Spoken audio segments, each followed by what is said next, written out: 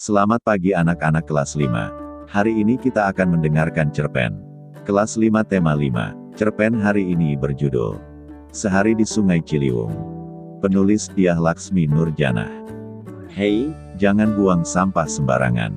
Larang Dimas ketika ia melihat Aldi melempar bungkus permen ke selokan depan rumahnya. Dimas dan Aldi bersaudara sepupu. Keduanya sedang bersantai di depan rumah mereka yang berada di daerah pinggiran Jakarta. Ah, cuma sedikit kok, Kak, balas Aldi santai. Matanya menatap bungkus permen yang hanyut terbawa air selokan. Aldi masih duduk di bangku kelas 5 SD. Sementara itu, Dimas sudah SMA kelas X. Aldi tahu enggak, apa akibatnya jika semua orang punya pendapat seperti Aldi. Aldi hanya mengangkat bahu.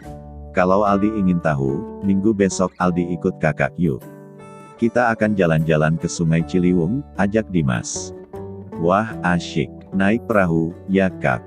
Seru Aldi bersemangat. Dimas tersenyum mengiyakan.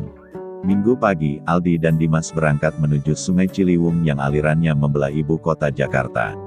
Di sana, mereka bergabung dengan teman-teman Dimas, para siswa SMA anggota komunitas peduli lingkungan. Mereka berencana membersihkan sungai dari tumpukan sampah. Aldi tertegun memandangi air sungai yang kotor dan berwarna coklat keruh. Puluhan kaleng, botol plastik, serta kantong plastik memenuhi permukaan air. Bahkan, ada sebuah kasur tersangkut di tepi sungai. Hei, jangan melamun, tegur Dimas, ayo, bantu kakak memungut sampah-sampah ini. Ya, Kak. Dengan berpijak pada batu-batuan di sungai itu, Aldi mulai mengambil sampah yang ada di dekatnya. Dimas bercerita bahwa dahulu, air Sungai Ciliwung sangat jernih. Ratusan jenis ikan udang dan kepiting menghuni sungai. Karena banyak orang membuang sampah ke sungai, air sungai menjadi kotor. Ikan-ikan tak mampu bertahan hidup. Saat ini, hanya beberapa jenis ikan, misalnya soro, benter, berot, senggal, gobi, hampala, dan sidat yang masih bisa dijumpai meski dalam jumlah sedikit. Sekarang Aldi tahu, Kak, jika kita membuang sampah sembarangan, akan mencemari lingkungan. Akibatnya, banyak hewan dan tumbuhan akan mati, ujar Aldi setelah mendengar cerita Dimas. Ya, kita harus berbuat sesuatu untuk mencegahnya, tanggap Dimas. Lalu, ia berkata lagi, nah karena Aldi telah membantu kakak, setelah ini, kita akan menyusuri sungai dengan perahu karet.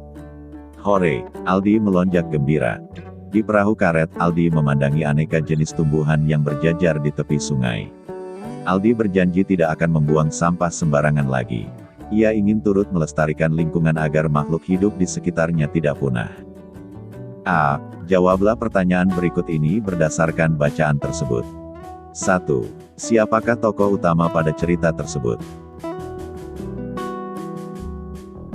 2. Permasalahan apakah yang timbul pada cerita tersebut?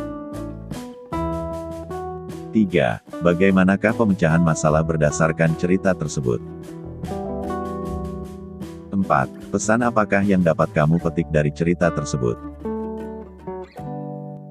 B. Kegiatan proyek. Bersama dengan kelompokmu, lakukanlah kegiatan berikut. Tentukan jaring-jaring makanan yang mungkin ada pada ekosistem sungai.